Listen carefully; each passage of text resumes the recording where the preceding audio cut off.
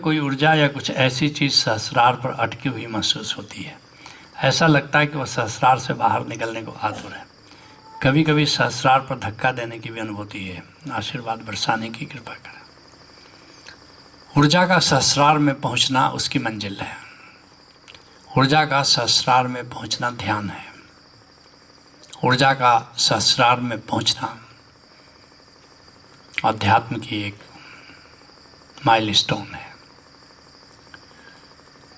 अब तुम कहते हो कि वो धक्का दे रहा है, अटकी हुई है। ऊर्जा सहस्रार पर अटकती नहीं। जैसे तुमने रास्ता तय किया और मंजिल आ गई, तुम विश्राम कर रहे हो, उसको क्या कहोगे? अटकना कहोगे? भी तुम आ गए मंजिल, तुम सब आए कर्मा, कहीं दूर से आए हो, नेत्राट से आए हो यहाँ।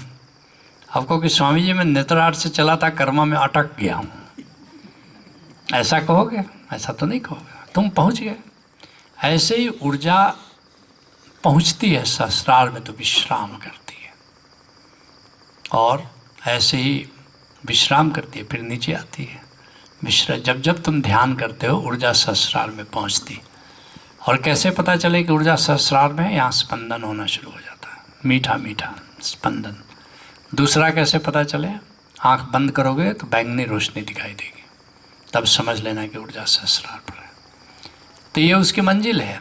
लेकिन फिर थोड़ी देर में देखोगे कि वो फिर वापस आ गई, वापस आ गई। लेकिन एक दिन ऐसा होता है कि पहुंच तो गई, नीचे उतर ही नहीं रही है। और एक लंबे समय तक के लिए, 7 दिन से लेकर 3 माह के लिए, उसको सटोरी कहते हैं, उसको कुंडलनी जागरण कहते हैं।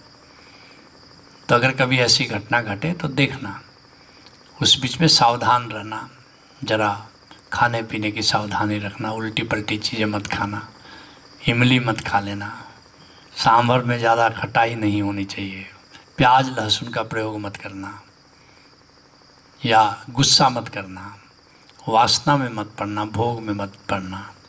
तो तुम देखोगे कि काफ़ी दिन तक कुंडली जागरण की स्थिति कहो, सटोरी की स्थिति कहो, बनी रहती है।